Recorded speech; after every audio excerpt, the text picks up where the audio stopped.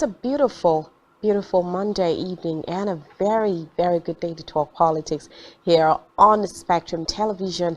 Well, this is a program that bridges the gap between the government and the people, explains government policies. Ask, where is Shegun? Well, Shegun took a flight to the early morning, so you catch him always on Political Spectrum in the morning.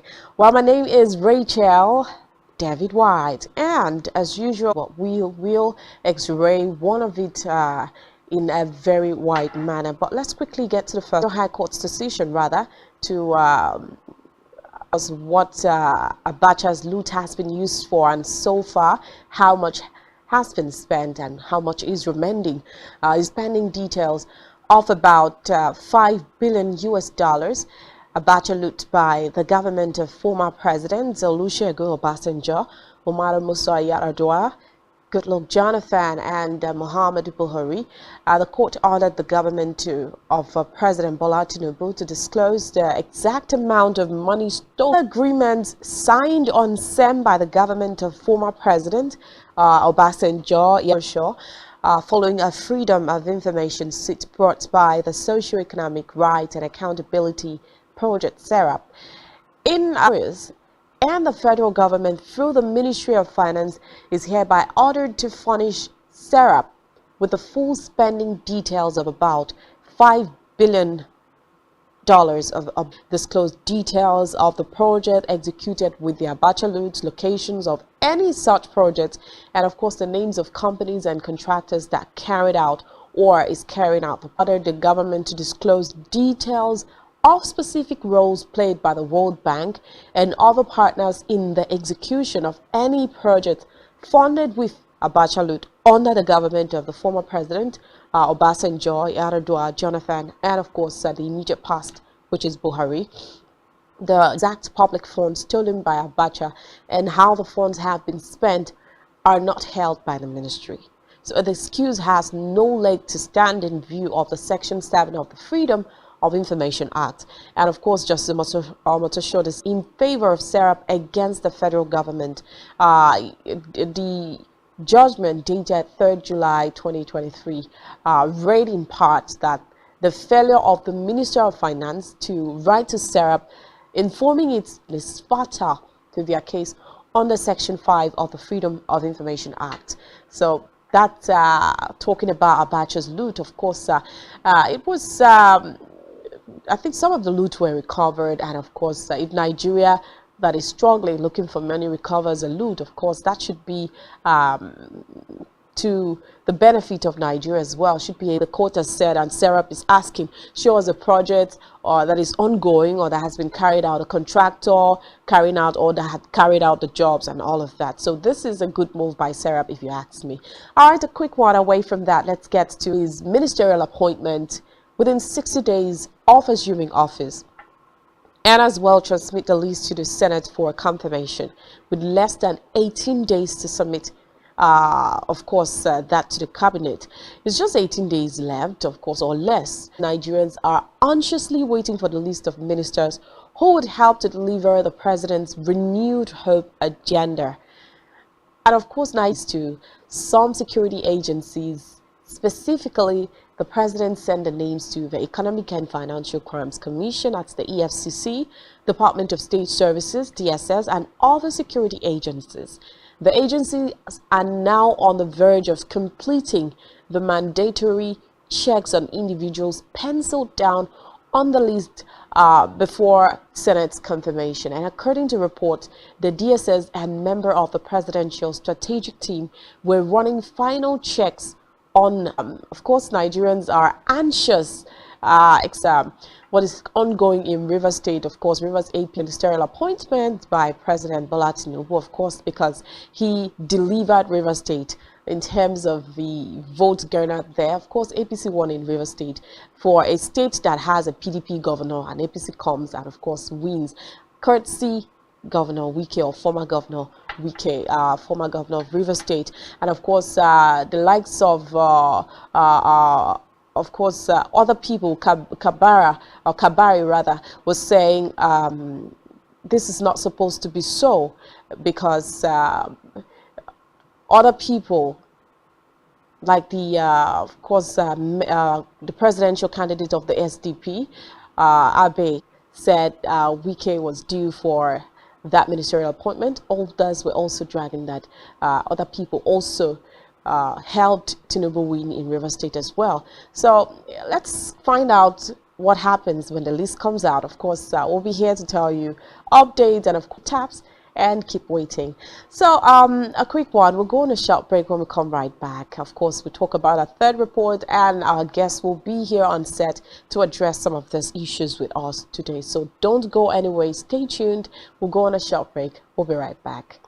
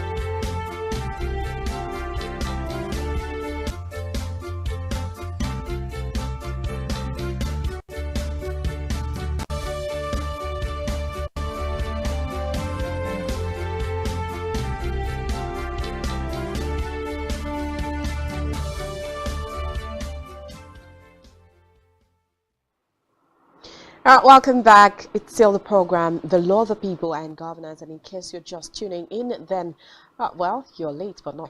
The first story we looked at was the story of the ministerial appointment. Also took a look at, of course, linked it up to what happened in APC Rivers sometime last week when Wike, there were rumors that Wike could be, of course, getting a ministerial high court had said concerning the prayer that Serap had brought before the court. President Tinubu was elected chairman at the 63rd regular session of the regional bloc.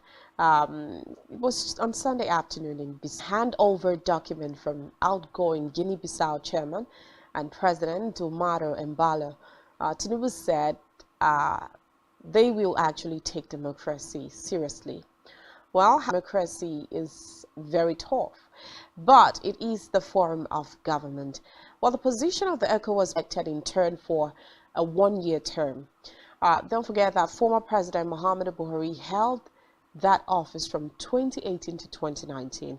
And of course, the chair of ECOWAS plays a strategic role in conflict resolution and advocacy and works alongside the president of the ECOWAS committee. Tinubu left Nigeria on Saturday for the 63rd ordinary meeting of the ECOWAS heads of state and government authority in Guinea-Bissau. So at this point, I don't know if to say congratulations to the president, a Nigerian president emerging as the chairperson of ECOWAS, and of course the role of ECOWAS to its member state as well. So we have a guest in the house, Barrister Martin Zupe, a human rights, because I know you are already part of this program.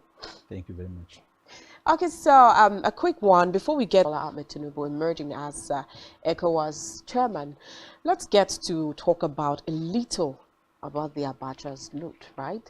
That, of course, the Federal High Court is asking that, of course, the administration of Obasanjo, former president, Goodluck Jonathan, Omar Musa Yar'Adua, and of course ongoing, of course, contractors carrying out or that had carried out such projects and all of that, and that is a prayer that Serap had taken to the court. What's your take on this? Thank you very much. The judgment delivered by Justice James Omotosho Kolawole, the Nigerian system, it gives the Nigerian people the confidence, the hope that they could be, and of course there will be consistent repatriation of funds in tranches. These funds are funds that were recovered from funds are scattered in different countries and in different banks. These funds are other countries. In 1998, about $64 million was recovered and repatriated to Nigeria. The military government of and I don't know why the Federal High Court couldn't make an order including the General Abubakar, the Abacha loot, so far recovered. Then the Obasanjo government of 2009, $16 million from Swiss accounts and from New Jersey. Now, I don't want to go on and mention what other government till with that of Amnesty International, the federal government, and that of the World Bank is about $3.6 billion recovered so far. That's the information available. In 2020, President Muhammadu Buhari signed into law the Process of Crime Bill, now Act. And that act subsequently, which could be likened to a recovery of assets, Asset Recovery Management Agency. Now, Process of Crime Management Directorate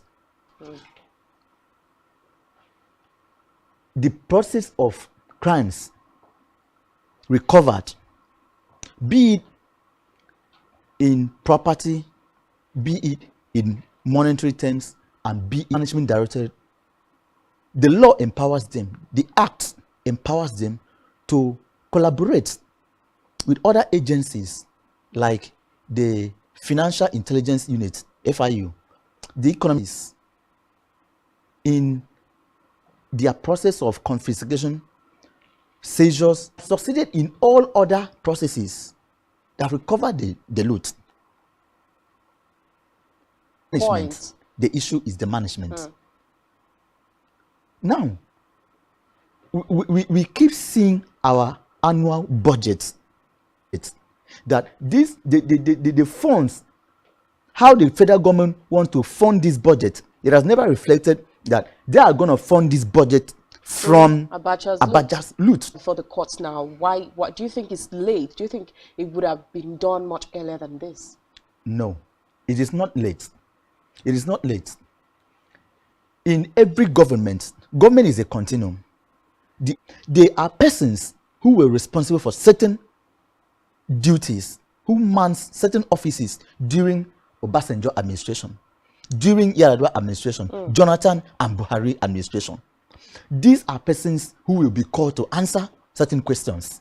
So it is not answer questions. Because my own take is, if the federal government, while submitting their budget to the National Assembly, of the budget, said we are funding the 2021 or 2020 or 2023 budget from Abacha's loot. Now, the question in the year's fiscal policy, the fiscal documentation of the next year. So, Naira, for the 2024 fiscal year, they must certainly be, they have to disclose the source. How do they intend to source the funds to fund the budget? Because you have capital expenditure and you have recurrent expenditure in the budget. So one could be asking, how come we keep borrowing to fund when we have Abacha's budget from the excess crude account? You also fund our budget from the process of our crude oil by the NNPC, by the local oil company, and from revenue, from other sources. But budget, that is not even the general point. The general point is, I have never read in any way that this money repatriated so far. So if you are telling us we will build 10 roads in 2024, so you should say 5 is coming from Abacha's loot. Of course, we will build 500 secondary schools, 10,000 universities. We will dredge the second phase of the River Niger. We are going to construct a railway from Port Harcourt to Borno State. And it all reflects in the budget. Reflect that your budget is 11 trillion for 2024. How come, where is Abacha's loot? Okay, I think that's the question Serap is asking. And then since, of course, the court has asked this past administration to see what comes out. Okay. I keep saying it each time I come on this platform. I keep saying that the problem of Nigeria is not laws. There have been, in fact, all the ones signed have been assented and it has become a law through the acts of parliament. We have plethora, thousands, and they are not working.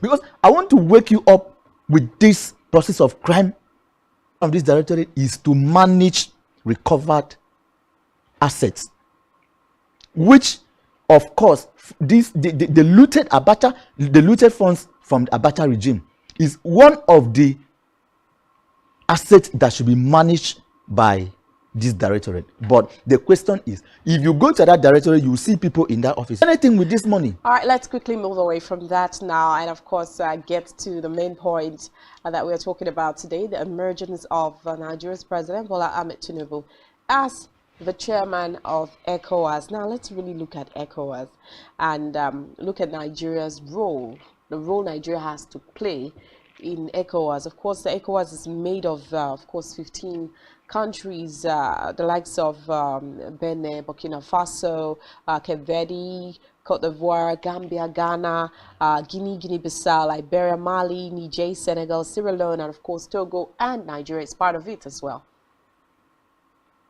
So what role does Nigeria has to play in ECOWAS? Let's also examine where ECOWAS are trade and all of that.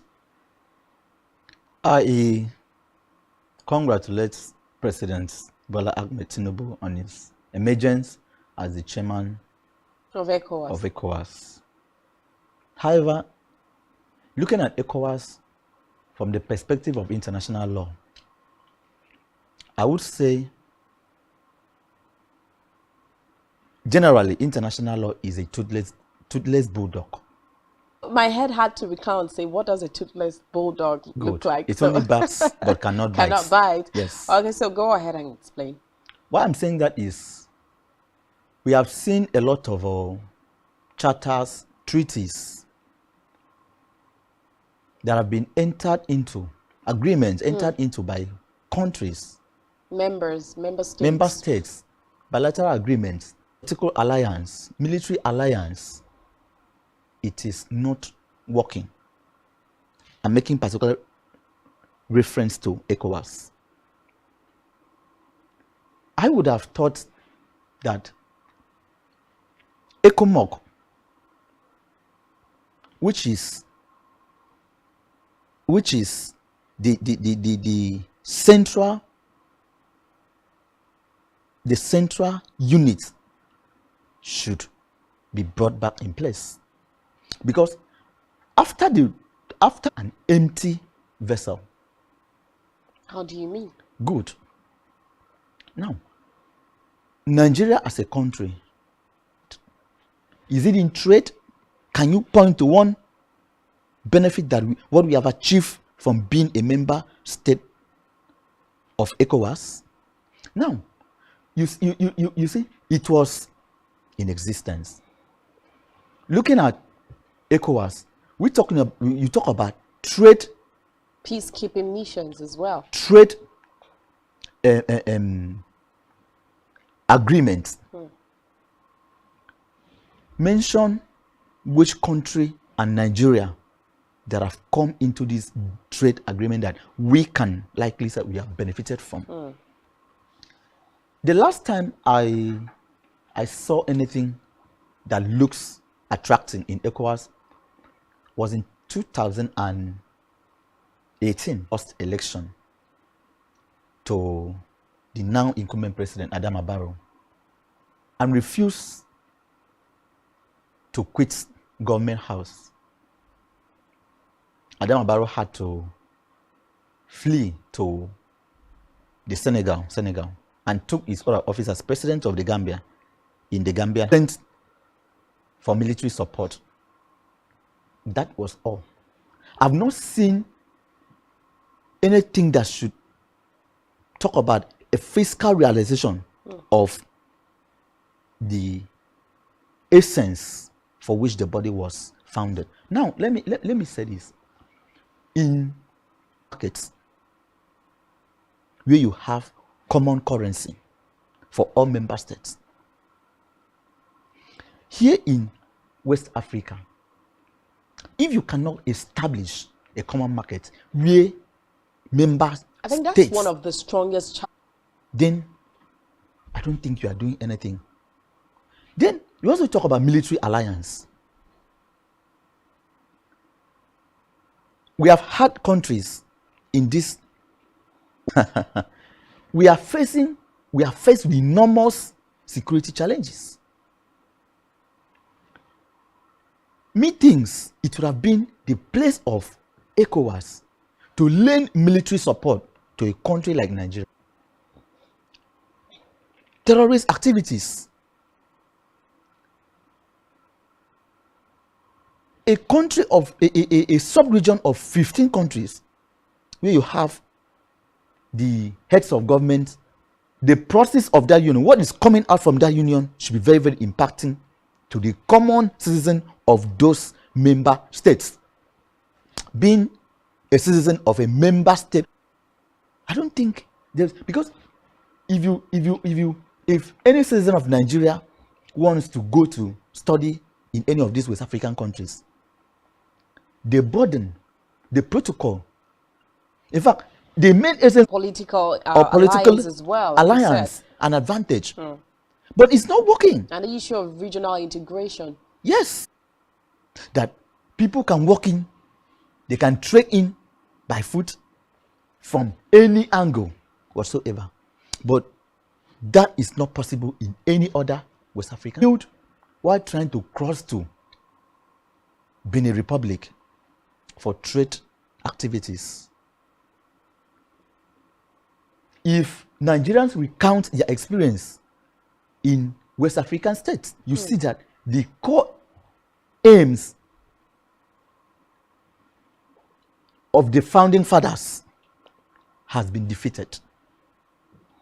Okay. So, Mr. President of Nigeria becoming the chairman of ECOWAS is commendable, but however, these great concerns, look at the optics and see how to re-energize as a sub-regional organization needs a total overhaul. Let me put it this way. X-ray ECOWAS, from when it was formed way back, of course, by a Liberian president, William Tubman. So would you say you can't find one key thing, or it has not succeeded in any of those roles? Of course, those who formed the ECOWAS, the founding fathers of ECOWAS, had the vision. And the mission was defined. It worked at its formative stage. At some point, one person to the other. And presidents of countries who do not believe in the core values, principles, the objectives. That is why ECOWAS can only make law. ECOWAS have a court, the ECOWAS court. I can tell you several judgments that have been anyhow are the unenforceability of those judgments. So in a situation whereby a member, a citizen of a member state runs to ECOWAS court, table his matter before the court, and the court looks at the matter on its merits and give judgment, but it cannot be enforced. The member state government of General Muhammadu Buhari, ECOWAS court gave judgment that the self-acclaimed leader of IPOP, Nnamdi Kanu, should be released.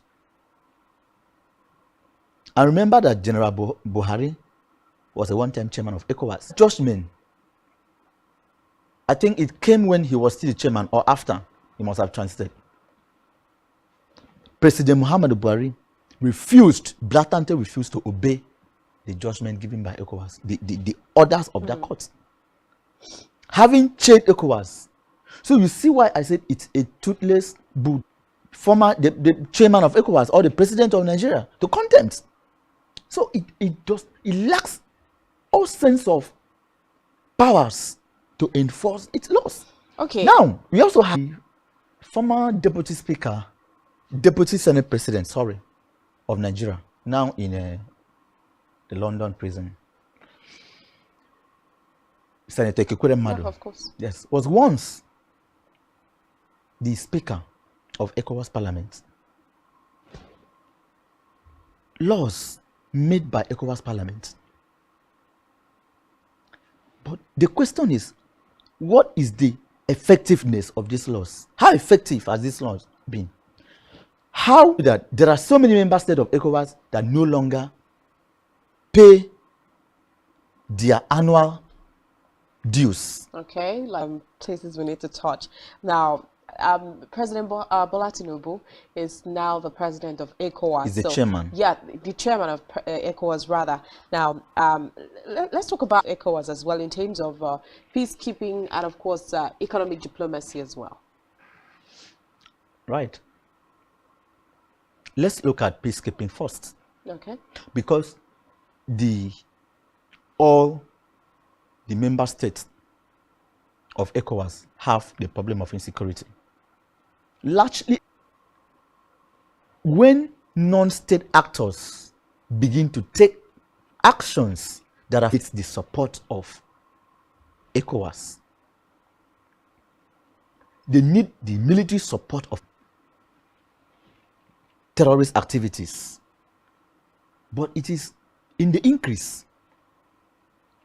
Therefore, I want Mr. President having a measure because ECOWAS played a very pivotal role then in member states in ensuring that peace and, of course, everlasting peace is being achieved economically and otherwise. So let the chairman of ECOWAS look at how to restructure ECOMOC, and also in the area of political alliance, the charter, the treaty, or any international organization that a country has signed into, the territorial integrity of that country is still paramount. The supremacy sub bodies. Therefore, if Nigeria decides to do anything, Senegal, the Gambia, Ghana cannot come and stop Nigeria from doing that thing because Nigeria is a sovereign state. So sovereignty of a country defeats in totality all the primary objectives and the group, of course, that will also see to it that some of these laws which you say are just being made without being implemented could be implemented as well. I know we've talked about accessing the role of Nigeria in ECOWAS, of course, in terms of peacekeeping, and do you talk about economic diplomacy as well? Of course, I wanted to talk. So if you could just give an advice as well on the next move which you think should be taken in order to restructure ECOWAS. Now that President Tinubu is the chairman of ECOWAS, charters, treaties, and sorry, looking at the person of President Tinubu, you think he's going to be able to restructure ECOWAS? By member states on trade should be revisited.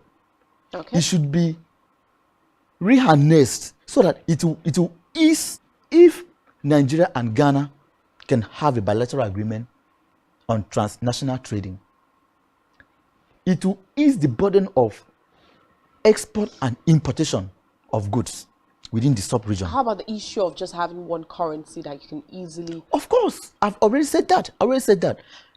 The president should look at, we can have a common market with a common currency. Then, of course, I think that would be the highest achievement by President Tinubu in ECOWAS, because that will open the pathways, that will create exportation within the member states. I know that, and that will open a very wide market, even for some smaller countries that their economy is at the point of collapsing. I know that President Tinubu, of course, it's almost emotively as well. So you feel in the space of 1 year as the chairperson of ECOWAS, he can actually achieve some of these things? Of course. The major thing that should be achieved that will affect the member state should be in the economic sector. Okay, the common currency. Open up the markets. Of course, Nigeria has having very small markets.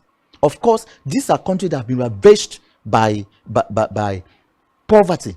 So why are they member states of ECOWAS? This is the time. If they are not benefiting, this is the time for you to widen the economic horizon of member states. Open up a free market so that member states can have an easy access to a neighboring state, trading, importation, exportation if you have, if there's a resources that you have. And of course, you know, if you take it out from your state to another markets that do not give you the access, then of course you're having a wasted resources. So, for example, in Ghana, we know that Ghana is laden with gold.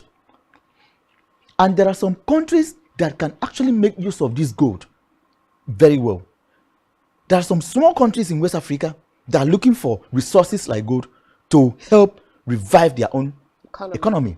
So by the time these protocols are becoming, so make this protocol flexible, subpedal this protocol, re-energize it for a possible synergy. The first thing is economic policies that should be revived. So let President Tinubu see how to expand the market horizon of the sub-region so that other smaller member states can also have a way of accessing bigger states in the regional body. All right, thank you so much, Barrister Martin Zupe, a socio-political analyst and, of course, a human rights lawyer. I think today he really spoke from the human rights angle, trying to in ECOWAS as well. Thank you so much, Barrister Martin Zupe. Thank you for having me.